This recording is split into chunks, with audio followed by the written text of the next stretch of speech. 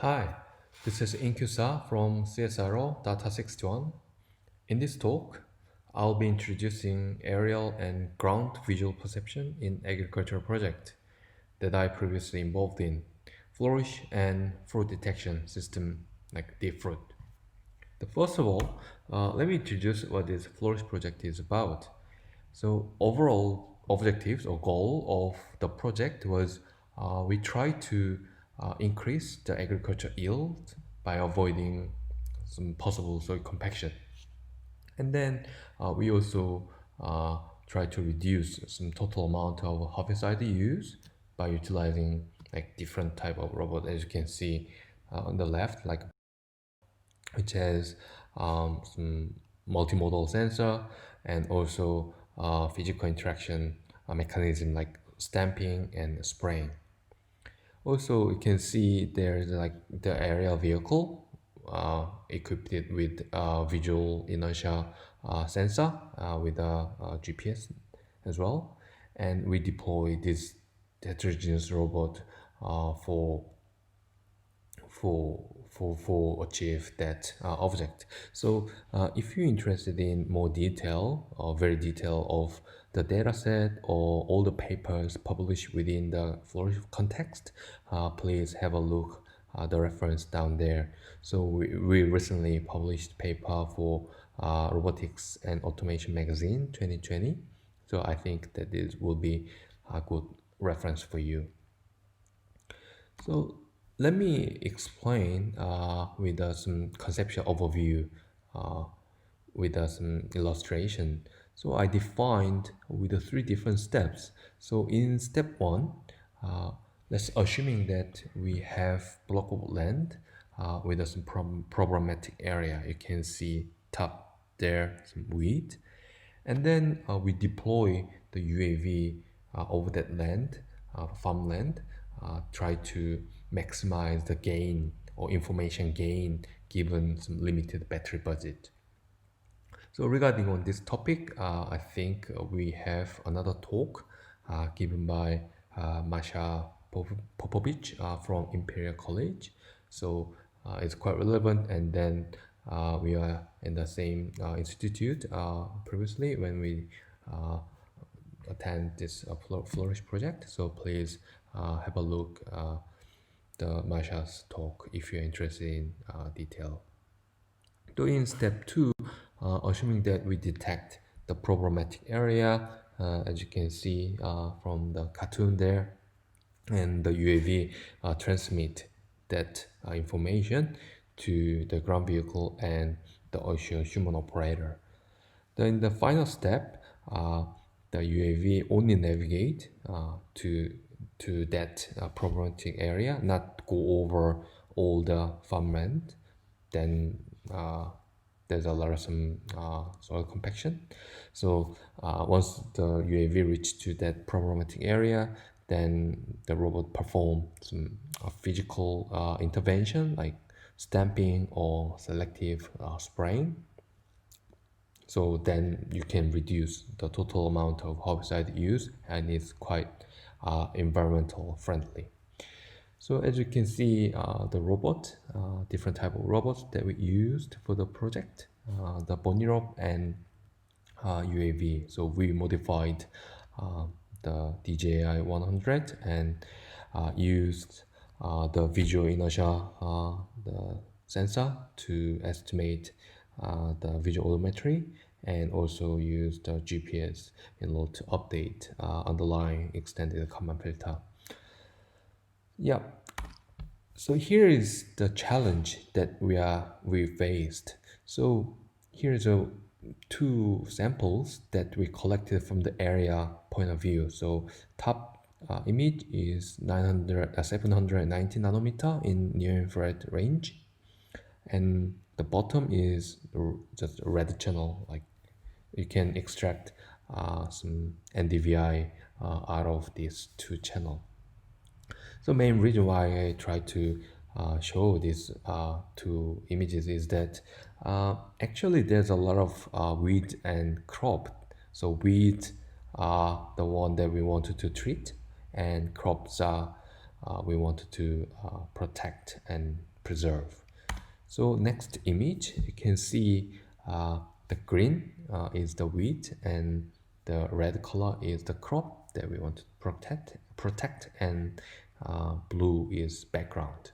So we only had three classes in this um, scenario, but as you can see, the ground truth manual label, it contain very decent weed and crop, so you can qualitatively think like how difficult this task was. So the idea was we use multimodal sensing like image, like as I show, like RGB and near infrared, and use the supervised learning fashion of the deep neural network.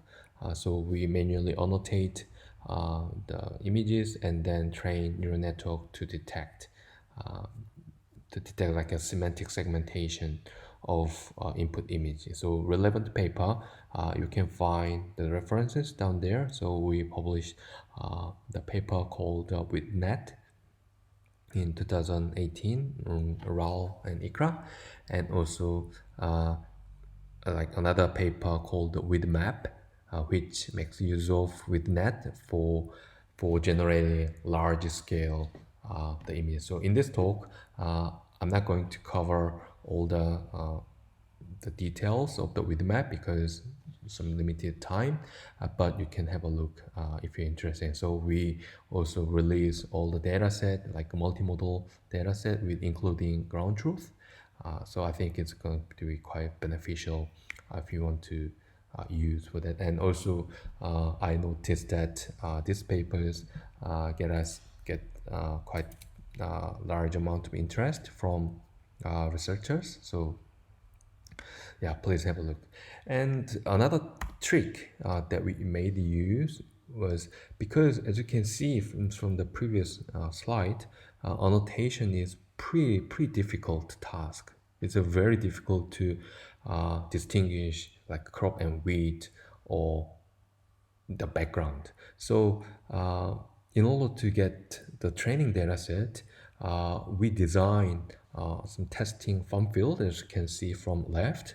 This is top view of testing fun field, and then we define with the three different columns. So on the left column, notate the colored by the yellow is crop only, and all the to the right is annotated the green is width only. So we deploy different amount of the herbicide for each column. So for instance, for the left column we use maximum herbicide that we can use for that area, and then for the right we didn't use at all.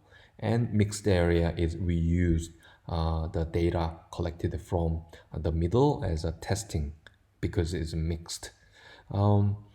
So once you collect this crop only and width only data set, and then in order to generate the training data set is quite straightforward. So what you can do is you can extract NDVI indexes from crop only data, and then you can label that data set as crop only.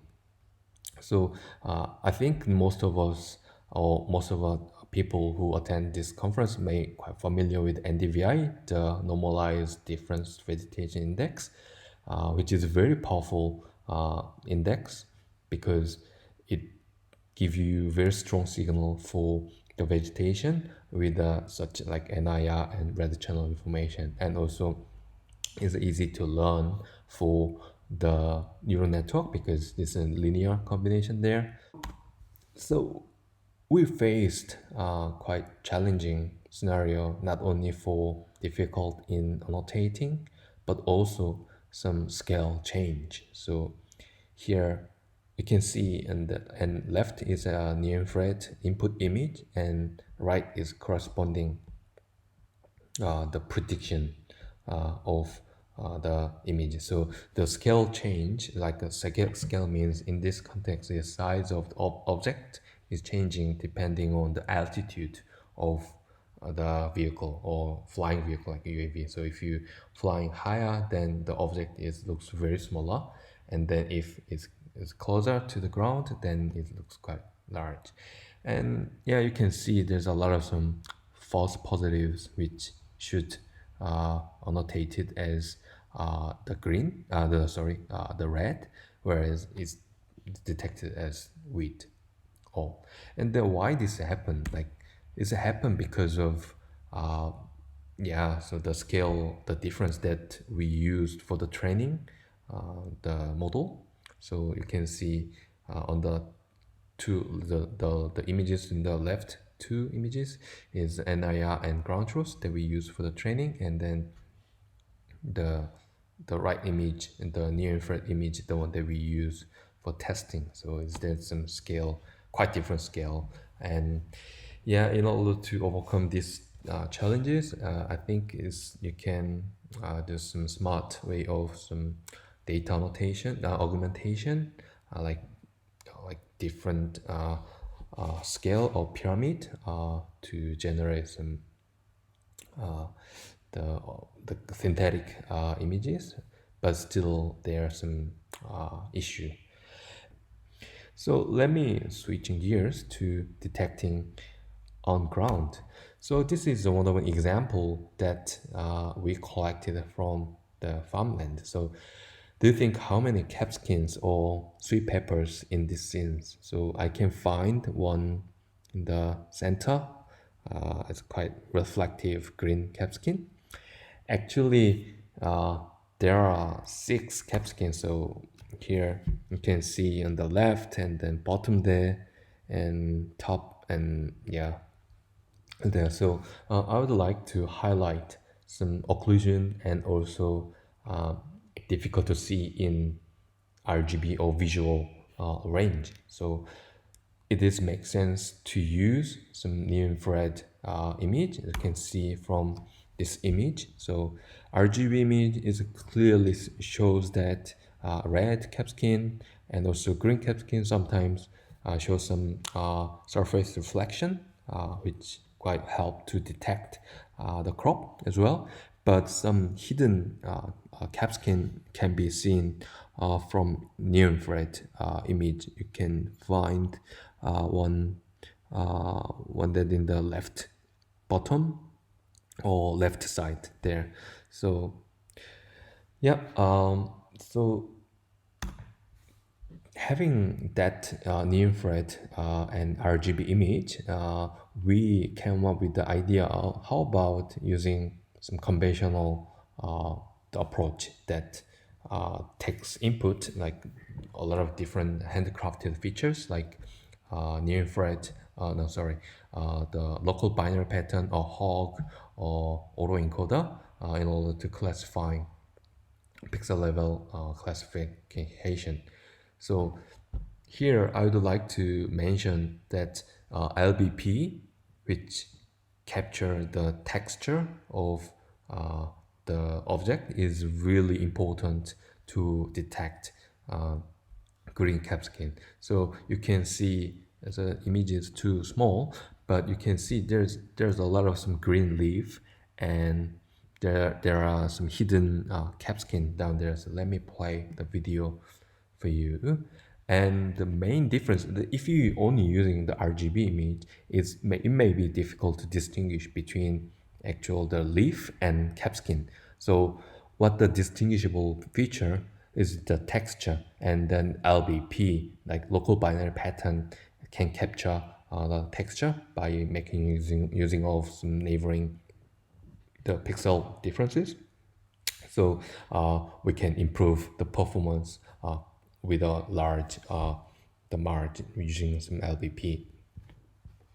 And then next the slide I mentioned of this like a fraud detection system using deep neural network. So I think it's a natural selection, the that making using of some deep neural network for detecting different crops.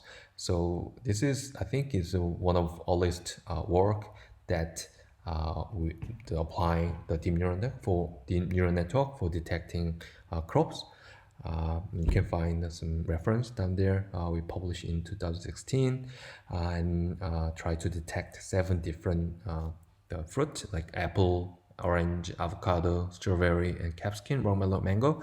So let me play this video for you, and you can see the performance pretty good for detecting different the fruit. So in this project, we only made use of 200 images, like 200 images that contain bounding boxes of instances, and then fine-tuned the network in order to have some better generalization.